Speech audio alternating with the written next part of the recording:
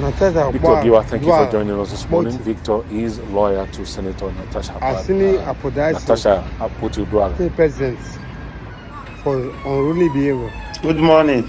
Good morning, Victor. First, thank you for joining us. We'd like to confirm the authenticity of this letter by your client. Although it's on our social media platforms, but we'd like to know was or where her account hacked or this is directly from her. Yes, good morning. I can confirm because she wrote the letter yesterday. I can confirm that she authored the letter. Yes. We don't know what to do. Okay.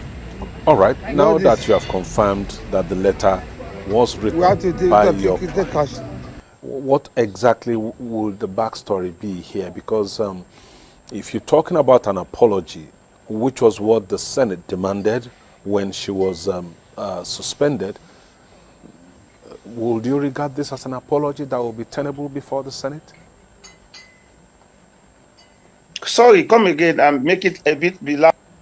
Okay, I said the Senate required her to tender an apology as part of the conditions for the removal of her suspension.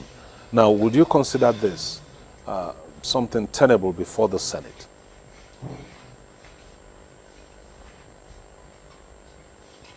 Victor, did you hear me?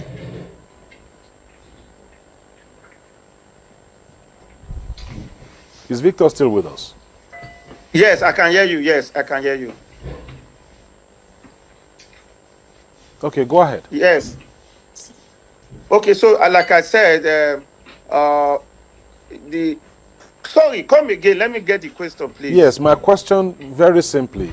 This letter is an apology, but like she wrote, with plenty of sarcasm and theatrics.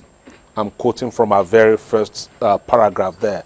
Do you think this is the way to go? Do you think it will be acceptable to the Senate as an apology, since she's required to apologize to the Senate before a suspension will be revoked? Okay, yeah, thank you. I think it's an apology. Everybody and the Senate expected her to make an apology, and that apology she has made. I don't think that there was no condition. There was no condition attached to the apology as requested by the Senate, and I think that having written that apology, it will be in the interest of peace and reconciliation to accept the apology, because, like I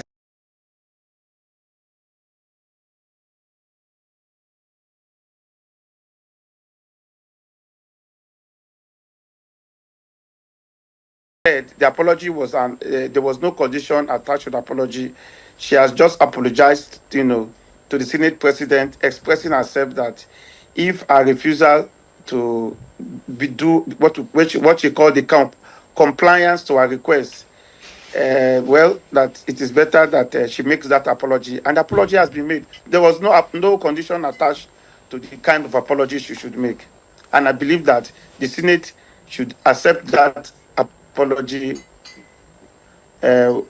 wholeheartedly and recall her so that we can be done with this issue of suspension.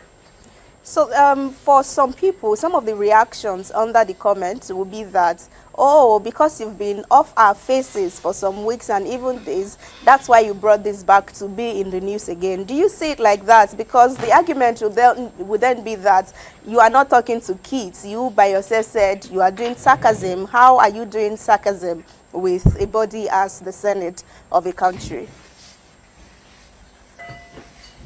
Well, well, it depends on whoever is. The letter actually is meant for the Senate and directed to the Senate president. Apart from the Senate president, nobody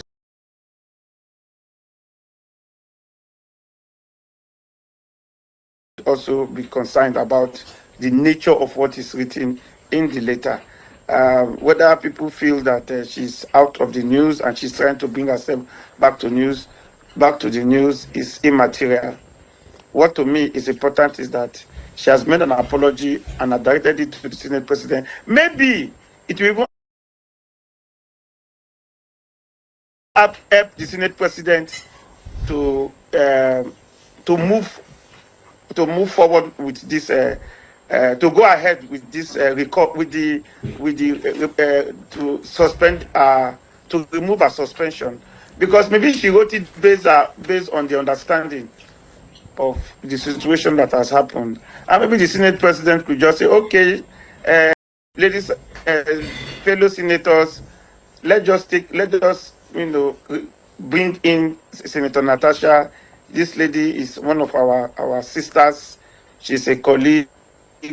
She's a she's I think she just wants to come back. She's missing the Senate chambers, and she just feel she wants to come in. Let us just bring her in the spirit of the season, in the spirit of sister and brotherhood, in the spirit of peace and reconciliation. I think it's a decision that the Senate president and the Senate should make. It is not for the general public. Okay, so if you say that this is an apology, a sincere one, does it mean that she's accepting that she really goofed as she's been accused of? No, but the content of the letter tells you what exactly is her position. That the fact that she has insisted that her right as a senator and her seat is not